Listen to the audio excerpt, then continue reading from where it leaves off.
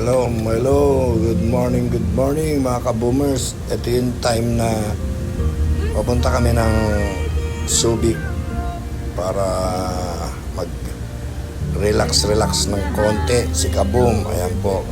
Medyo kasama ko yung family ko. 3 sasakyan kami actually. Mga anak ko kasi may mga sasakyan na. Alam nyo na, dati sila sumasakay sa akin. Ngayon, ako na ngayon ang sinasakay nila.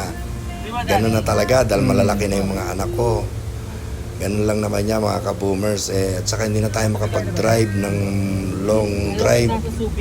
Kasi medyo, alam nyo na, senior na. Medyo inaantok na ako sa pagdadrive. Ayan. Kaya ako naman ang pinapasyal nila. Dati ako ang nagpapasyal sa kanila. Ngayon, sila naman ang nagpapasyal sa akin. Yun lang mga ka-boomers. Papunta kami ng Subic ngayon.